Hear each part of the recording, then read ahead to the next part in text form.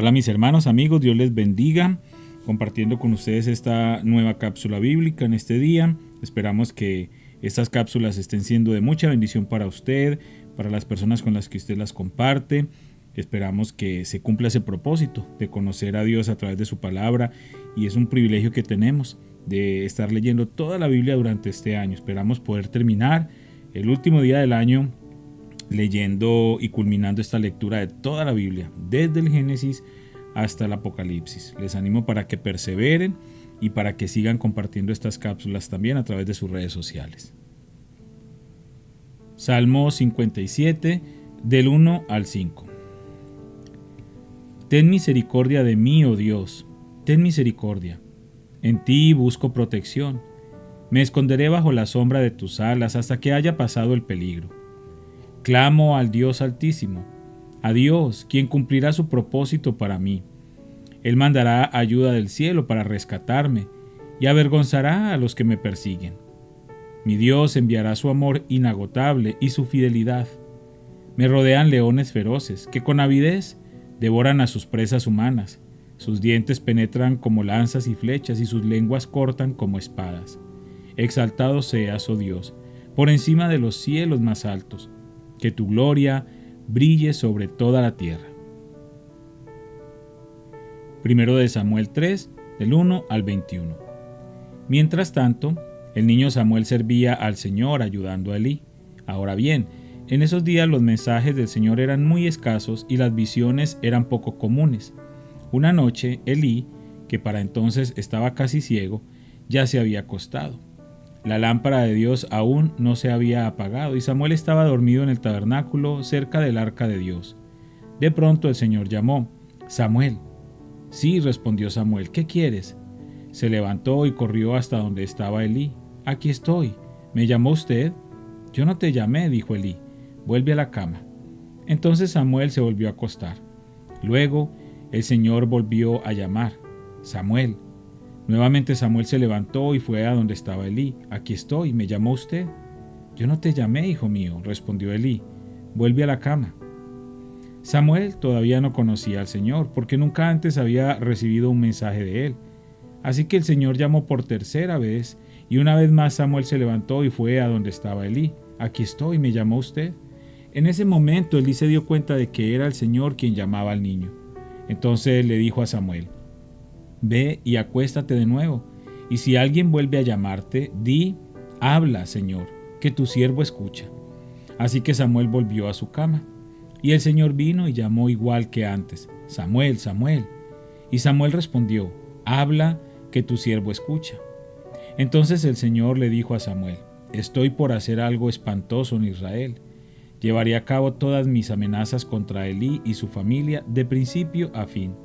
Le advertí que viene juicio sobre su familia para siempre, porque sus hijos blasfeman a Dios y Él no los ha disciplinado. Por eso juré que los pecados de Elí y los de sus hijos jamás serán perdonados ni por medio de sacrificios ni ofrendas». Entonces Samuel se quedó en la cama hasta la mañana. Luego se levantó y abrió las puertas del tabernáculo, como de costumbre. Tenía miedo de contarle a Elí lo que el Señor le había dicho. Pero Elí lo llamó: «Samuel, hijo mío». «Aquí estoy», respondió Samuel. «¿Qué te dijo el Señor? Dímelo todo, y que el Señor te castigue y aún te mate si me ocultas algo». Entonces Samuel le contó todo a Elí, no le ocultó nada. «Es la voluntad del Señor», respondió Elí, «que él haga lo que mejor le parezca». El Señor estaba con Samuel mientras crecía, y todo lo que Samuel decía se cumplía. Entonces todo Israel, desde Dan en el norte hasta Beerseba en el sur, supo que Samuel había sido confirmado como profeta del Señor. El Señor siguió apareciéndose en Silo y le daba mensajes a Samuel allí en el tabernáculo. Primero de Samuel 4, del 1 al 22. Y las palabras de Samuel llegaban a todo el pueblo de Israel. En aquel tiempo Israel estaba en guerra con los filisteos.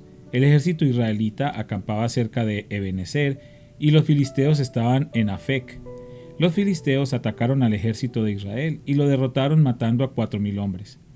Terminada la batalla, las tropas se retiraron a su campamento y los ancianos de Israel se preguntaban: ¿por qué permitió el Señor que los filisteos nos derrotaran? Después dijeron: tráiganos de Silo el arca del pacto del Señor. Si la llevamos con nosotros a la batalla, nos salvará de nuestros enemigos. Así que enviaron hombres a Silo para que trajeran el arca del pacto del Señor de los ejércitos celestiales, quien está entronizado entre los querubines. Los hijos de Elí, Ofni y Finés, también estaban allí con el arca del pacto de Dios. Cuando los israelitas vieron que el arca del pacto del Señor llegaba al campamento, su grito de alegría fue tan fuerte que hizo temblar la tierra. ¿Qué estará pasando?, se preguntaron los filisteos. ¿Qué es todo ese griterío en el campamento de los hebreos? Cuando les dijeron que era porque el arca del Señor había llegado al campamento, entraron en pánico. «Los dioses han llegado a su campamento», exclamaron. «Esto es un desastre. Nunca antes nos hemos enfrentado a algo así. ¡Socorro! ¿Quién podrá librarnos de los dioses poderosos de Israel? Son los mismos dioses que destruyeron a los egipcios con plagas cuando Israel estaba en el desierto. Filisteos, peleen como nunca antes. Si no lo hacen, seremos esclavos de los hebreos, así como ellos han sido esclavos nuestros. Peleen como hombres». Así que los filisteos pelearon con desesperación y de nuevo derrotaron a Israel. La matanza fue grande. Ese día murieron 30,000 soldados israelitas. Los sobrevivientes dieron la vuelta y huyeron, cada uno a su carpa. Entonces los filisteos capturaron el arca de Dios y mataron a Ofni y Finés, los dos hijos de Elí. Un hombre de la tribu de Benjamín corrió desde el campo de batalla y más tarde ese mismo día llegó a Silo. Había rasgado su ropa y echado polvo sobre su cabeza en señal de dolor. Elí esperaba junto al camino para oír noticias de la batalla, pues estaba tan preocupado por la seguridad del arca de Dios que le temblaba el corazón. Cuando llegó el mensajero y contó lo que había sucedido, un clamor resonó por todo el pueblo. «¿A qué se debe todo ese ruido?», preguntó Elí. Entonces el mensajero corrió a donde estaba Elí, quien tenía 98 años de edad y ya estaba ciego, y le dijo: «Acabo de llegar del campo de batalla. Estuve allí hoy mismo». «¿Qué pasó, hijo mío?», preguntó Elí. «Israel fue derrotado por los filisteos», le contestó el mensajero. «Masacraron a la gente. También mataron a sus dos hijos, Ofni y Finés, y capturaron el arca de Dios». Cuando el mensajero mencionó lo que había sucedido al arca de Dios, Elí cayó de espaldas de su asiento junto a la puerta. Se quebró la nuca y murió, porque era viejo y demasiado gordo. Durante 40 años había sido el juez de Israel. La nuera de Elí, esposa de Finés, estaba embarazada y próxima a dar a luz. Cuando se enteró de que habían capturado el arca de Dios y que su suegro y su esposo habían muerto, entró en trabajo de parto y dio a luz. Ella murió después del parto, pero antes de que muriera las parteras trataron de animarla. «No tengas miedo», le dijeron, «tienes un varón», pero ella no contestó ni les prestó atención. Al niño le puso por nombre Icabod, que significa «¿dónde está la gloria?», porque dijo: «La gloria de Israel se ha ido». Le puso ese nombre porque el arca de Dios había sido capturada y porque murieron su suegro y su esposo. Y luego dijo: «La gloria se ha ido de Israel porque el arca de Dios ha sido capturada». Primero de Samuel 5, del 1 al 12. Después de que los filisteos capturaran el arca de Dios, la llevaron del campo de batalla en Ebenezer hasta la ciudad de Asdod. Llevaron el arca de Dios al templo del dios Dagón y la pusieron junto a una estatua de Dagón. Pero cuando los ciudadanos de Asdod fueron a verla a la mañana siguiente, la estatua de Dagón había caído boca abajo delante del arca del Señor. Así que levantaron a Dagón y nuevamente lo colocaron en su lugar. Pero temprano al día siguiente sucedió lo mismo. De nuevo Dagón había caído boca abajo frente al arca del Señor. Esta vez su cabeza y sus manos se habían quebrado y estaban a la entrada. Solo el tronco de su cuerpo quedó intacto. Por eso, hasta el día de hoy, ni los sacerdotes de Dagón, ni nadie más que entra al templo de Dagón en Asdod pisan el umbral. Entonces la mano dura del Señor hirió a la gente de Asdod y de las aldeas cercanas con una plaga de tumores. Cuando el pueblo se dio cuenta de lo que sucedía, exclamó: «No podemos quedarnos con el arca del Dios de Israel ni un minuto más. Él está en contra de nosotros. Todos seremos destruidos junto con Dagón, nuestro Dios». De modo que convocaron a los gobernantes de las ciudades filisteas y les preguntaron: «¿Qué debemos hacer con el arca del Dios de Israel?». Los gobernantes deliberaron y contestaron: «Trasládenla a la ciudad de Gat». Así que trasladaron el arca de Dios de Israel a Gat. Pero cuando el arca llegó a Gat, la mano dura del Señor cayó sobre sus hombres, jóvenes y mayores. Los hirió con una plaga de tumores y hubo gran pánico. Entonces enviaron el arca de Dios a la ciudad de Ecrón, pero cuando los habitantes de Ecrón vieron que se acercaba, clamaron: «Traen el arca del Dios de Israel a nuestra ciudad para matarnos a nosotros también». Entonces el pueblo volvió a llamar a los gobernantes filisteos y les suplicó: «Por favor, regresen el arca del Dios de Israel a su propio país, o nos matará a todos». Pues ya había comenzado la plaga mortal enviada por Dios, y un gran temor se apoderaba del pueblo. Los que no morían sufrían de tumores, y el clamor del pueblo ascendió al cielo.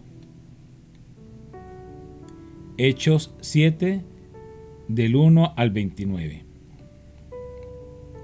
Entonces el sumo sacerdote le preguntó a Esteban: ¿son ciertas estas acusaciones? Esteban dio la siguiente respuesta: Hermanos y padres, escúchenme.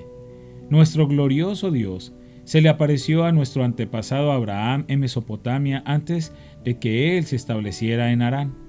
Dios le dijo: «Deja tu patria y a tus parientes y entra en la tierra que yo te mostraré». Entonces Abraham salió del territorio de los caldeos y vivió en Harán hasta que su padre murió. Después Dios lo trajo hasta aquí, a la tierra donde ustedes viven ahora. Sin embargo, Dios no le dio ninguna herencia aquí, ni siquiera 1 metro cuadrado de tierra. Pero Dios sí le prometió que algún día toda la tierra les pertenecería a Abraham y a sus descendientes, aun cuando él todavía no tenía hijos. Dios también le dijo que sus descendientes vivirían en una tierra extranjera, donde serían oprimidos como esclavos durante 400 años. Pero yo castigaré a la nación que los esclavice, dijo Dios, y al final saldrán de allí y me adorarán en este lugar. En aquel entonces, Dios también le dio a Abraham el pacto de la circuncisión. Así que cuando nació su hijo Isaac, Abraham lo circuncidó al 8º día. Y esa práctica continuó cuando Isaac fue padre de Jacob y cuando Jacob fue padre de los 12 patriarcas de la nación israelita. Estos patriarcas tuvieron envidia de su hermano José y lo vendieron para que fuera esclavo en Egipto, pero Dios estaba con él y lo rescató de todas sus dificultades, y Dios le mostró su favor entre el faraón, el rey de Egipto. Dios también le dio a José una sabiduría fuera de lo común, de manera que el faraón lo nombró gobernador de todo Egipto y lo puso a cargo del palacio. Entonces, un hambre azotó a Egipto y a Canaán, hubo mucho sufrimiento, y nuestros antepasados se quedaron sin alimento. Jacob oyó que aún había grano en Egipto, por lo que envió a sus hijos, nuestros antepasados, a comprar un poco. La segunda vez que fueron, José reveló su identidad a sus hermanos y se los presentó al faraón. Después José mandó a buscar a su padre Jacob y a todos sus parientes para que los llevaran a Egipto, 75 personas en total. De modo que Jacob fue a Egipto, murió allí, al igual que nuestros antepasados. Sus cuerpos fueron llevados a Siquem, donde fueron enterrados en la tumba que Abraham les había comprado a los hijos de Hamor en Siquem a un determinado precio. A medida que se acercaba el tiempo en que Dios cumpliría su promesa a Abraham, el número de nuestro pueblo en Egipto aumentó considerablemente. Pero luego ascendió un nuevo rey al trono en Egipto, quien no sabía nada de José. Este rey explotó a nuestro pueblo y lo oprimió, y forzó a los padres a que abandonaran a sus recién nacidos para que murieran. En esos días nació Moisés, un hermoso niño a los ojos de Dios. Sus padres lo cuidaron en casa durante 3 meses. Cuando tuvieron que abandonarlo, la hija del faraón lo adoptó y lo crió como su propio hijo. A Moisés le enseñaron toda la sabiduría de los egipcios, y era poderoso tanto en palabras como en acciones. Cierto día, cuando Moisés tenía 40 años, decidió visitar a sus parientes, el pueblo de Israel. Vio que un egipcio maltrataba a un israelita, entonces Moisés salió en defensa del hombre y mató al egipcio para vengarlo. Moisés supuso que sus compatriotas israelitas se darían cuenta de que Dios lo había enviado para rescatarlos, pero no fue así. Al siguiente día los visitó de nuevo y vio que 2 hombres de Israel estaban peleando. Trató de ser un pacificador y les dijo: «Señores, ustedes son hermanos, ¿por qué se están peleando?».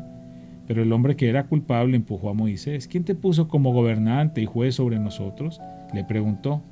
«¿Me vas a matar como mataste ayer al egipcio?». Cuando Moisés oyó eso, huyó del país y vivió como extranjero en la tierra de Madián. Allí nacieron sus 2 hijos. Padre, te damos gracias por esta maravillosa palabra que nos permite disfrutar en este día. Gracias por tu fidelidad y tu misericordia, Señor. Gracias porque nos das la oportunidad de conocerte cada día más a través de ella. Gracias, Señor, también por cada persona que está escuchando esta cápsula hoy. Te pido una bendición especial para ellos, sea cual sea su necesidad o su petición particular. Yo sé que tú puedes responder a ella conforme a tu perfecta y santa voluntad. Te lo pedimos en el nombre de Cristo Jesús. Amén.